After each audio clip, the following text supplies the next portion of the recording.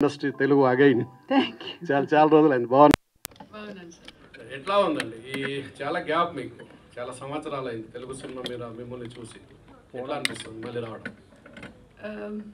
ఎందుకు బ్రేక్ చేసుకున్నానంటే my plan was like that, need a break అనిపించింది నాకు. సో ఎప్పుడు మేకప్ ఉండేది, యాక్టింగ్ చేసేది అది ఉంటుంది. సో ప్రేక్షకులు ఎప్పుడు నన్ను వద్దు అని చెప్పలేదు. అలాగే డైరెక్టర్స్ కానీ ప్రొడ్యూసర్స్ కానీ ఒక క్యారెక్టర్ ప్రేమ గారు చేస్తారు అని నమ్ముకొని నా క్యారెక్టర్ ఇచ్చారు. So after long back I'm very happy back to pavilion లాగా. So I'm very happy. ఇప్పుడే రసాకర్ రిలీజ్ అయింది. సో ఇట్స్ మంచి క్యారెక్టర్ ఇచ్చారు దాంట్లో. This is also a good character. ఒక షేడే ఒక డిఫరెంట్గా ఉంది. అంటే అప్పుడు చేసే క్యారెక్టర్కి దీనికి చాలా డిఫరెన్స్ ఉంది. సో హ్యాపీ మళ్ళీ వచ్చి చేసాడు. రెగ్యులర్గా క్యారెక్టర్ రోల్స్ మంచి మంచి రోల్స్ వస్తే చేస్తారా? ఎట్లాంటి రోల్స్ ప్రిఫర్ చేస్తారు? ఈ అంటే సెకండ్ పార్ట్ కదా ఇది ఇప్పుడు. అంటే పర్టిక్యులర్ అదే అలాంటిది కాదు. ఒక నాకు నచ్చాలి కానీ అది ప్రేక్షకులకు నచ్చాలి. సో ప్రేమ ఒక డిఫరెంట్ క్యారెక్టర్ చేసింది. నేను ఒక సర్టిఫికేట్ ఇస్తే చాలు నాకు, అంతే. Thank you sir. శివారెడ్డి, ఇప్పుడు ఇంతకుముందు సో చాలా రోజుల తర్వాత చాలామంది అంటే మీ ఫ్యాన్స్ చూస్తున్నారు కదా, సో మీకు ఎలా అనిపిస్తుంది ఇప్పుడు? అంటే ఈ సినిమాలో మీకు బాగా నచ్చిన పాయింట్ ఏంటి? అంటే దీన్ని ఓకే చెప్పడానికి అంటే మీకేమంటే మేడం? నేనా? చెప్పండి సార్. యా అంటే sorry can you repeat the questions please? Sorry. So చాలా రోజుల తర్వాత వచ్చారు, మీ ఫ్యాన్స్ అందరూ కూడా చాలా హ్యాపీగా ఫీల్ అవుతున్నారు.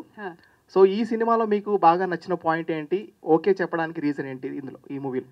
అంటే నా క్యారెక్టర్, అంటే ప్రతి సినిమాలో నేను క్యారెక్టర్ అడుగుతాను, దాంట్లో దాన్ని నచ్చితే నేను వచ్చి చేస్తానండి. సో అలాగే డైరెక్టర్ గారు ప్రేమకి ఇది సూట్ అవుతుందని ఆయన కథలో అనుకున్నారంట. సో అలాగే వచ్చి నేను చేశానండి. Thank you. డైరెక్టర్ గారు నమస్తే ma'am, I'm Anjali from TFPC. Hi. So first of all అయితే ఇందాక మీరు చెప్పినట్టు రజాకర్లో మీ పర్ఫార్మెన్స్ చూసైతే మేము అందరం షాక్ అయ్యాం. అంటే ఒకప్పుడు నాగదేవత అన్న ఆర్ ఎల్స్ ఒక bubbly character or homely character అంటే సౌందర్య గారు, అండ్ నెక్స్ట్ మీరే గుర్తొస్తారు. అండ్ వన్ మోర్ థింగ్ ఏంటంటే రిలీజెస్ ఎక్కువగా జరుగుతున్నాయి కదా, సో మీ మూవీస్లో ఏది రిలీజ్ అవ్వాలనుకుంటారు? Om Kannada Om. Okay. And ma'am jewel థీఫ్లోని మీరు కనిపిస్తుంటే నెగటివ్ షేడ్స్ ఏమైనా కనిపించే అవకాశాలు ఉన్నాయా? అంటే ఈ మధ్యకాలంలో కొంచెం కనిపిస్తున్నారు కదా. మీరు స్క్రీన్లో చూస్తే బాగుంటుంది ఏ షేడ్లో ఉంది అది. ఇప్పుడు తెలిసే అది సస్పెన్స్ పోతుంది. సో బెటర్ మీరు స్క్రీన్లో చూస్తే బాగుంటుంది. Okay. And one more thing ma'am, and ఇప్పటి వరకు అంటే లైక్ చాలా వరకు మీకు నచ్చితేనే క్యారెక్టర్స్ చేస్తాను అని చెప్పారు కదా, మీకు తెలుగులో ఏ క్యారెక్టర్స్ ఆఫర్స్ వచ్చాయి but you don't like or dates వల్ల కుదరక రిజెక్ట్ చేసినవి ఏమైనా ఉన్నాయా మ్యామ్? అలా కాదు, క్యారెక్టర్స్ రాలేదండి. దేవి, ధర్మచక్రం అన్ని డిఫరెంట్ క్యారెక్టర్లో వచ్చింది.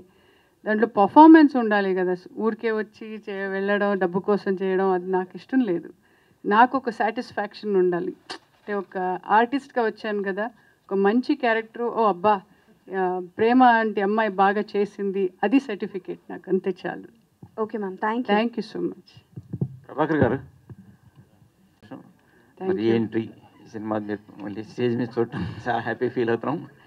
Thank you. సో ఇంతమంది కాంబినేషన్లో మీ యొక్క సీనియర్ ఆర్టిస్ట్ మీరు, ఇంతమంది సినిమాలో, సో వాళ్ళకి ఎట్లా కోఆర్డినేషన్ చేయాలి, మీరు ఎట్లా ఉన్నారు వాళ్ళతో? సార్ నా క్యారెక్టర్ ఏమంటో అది చేసి నేను వెళ్ళిపోతాను సార్. నాది బిగినింగ్ నుంచి ఆ డిసిప్లిన్.